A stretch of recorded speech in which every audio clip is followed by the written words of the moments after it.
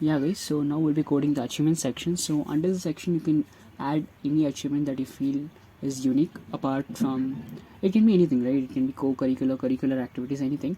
So under this, for example, if you consider me, I'll be adding the hackathon winning thing, like hackathon achievement of mine, like where I won certain hackathons. From your side it can be anything. It can be curricular, co-curricular, anything. Like consider you have won a singing competition, you can add that certification here. Yeah, so basically whichever you find is unique, you can add those certification under this achievement section. So and that is about the achievement section part, like what all will be including. So these are things that will be including. Now we'll be creating a section where we'll be creating class and ID of achievement. And now see, I'll be using the same style that I used before in the certification section. This is up to you. Since I want to pace up this series and complete it faster, I'm using the same format. But it's again up to you. You can go explore Bootstrap. You can try out different cards, try out different what do I say, different things that Bootstrap have updated in the site. So you can just go through the documentation and everything is easily understandable and use that in your site.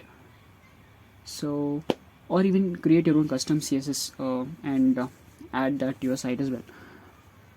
So now in order to save time and move faster, I'm just using the one which I used before with just slight modifications.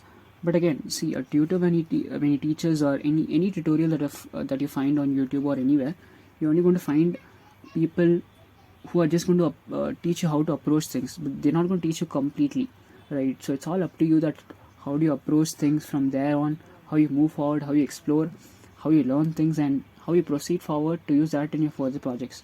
So that depends on you, right? So whenever someone teaches something, make sure that you explore things and proceed forward so that you can get better out of it, right? If you just depend on someone who's teaching you something, you'll not learn it completely, or you'll not learn anything which is out of the box, right? So now I'll keep the heading as BMSC online CA hackathon which I won, and add a small description to it based on what I have achieved. So that is one of it. And each time you make a change, try to go see if the same thing is getting reflected in the online live server. So you can come if there's any glitch or anything that is happening, you can clear it that moment itself. So that is the advantage of this live server.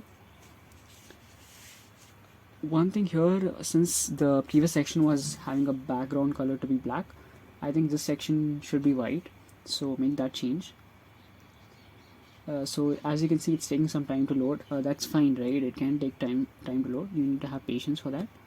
So yeah, we need to change the background color to be white again in this case. Or just remove the background color. The default color in HTML is usually white, so you just have to remove the color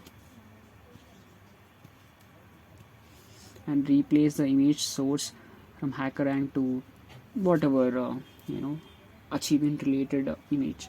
So in this case, I'll replace it to BMC logo. And yeah, the color looks too hard. It's up to you. You can change your own color.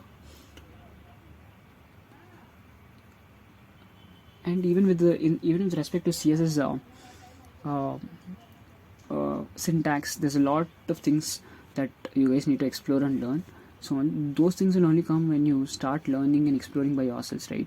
If I start teaching each and everything now, it's going to become too long. So I want to keep it short and productive. So this is basically a project related series, project building series. So I want to restrict it to that much only. So basically, all I mean to say is explore Google stuff, try to read documentations. Only then you'll start learning new stuffs, right? So this much is done as of now in this part. And now I'll replace the image source to BMSC.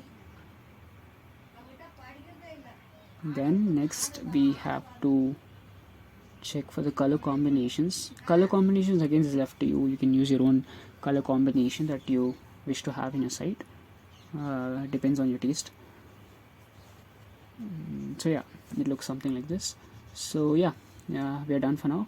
We'll see what we can do next, right?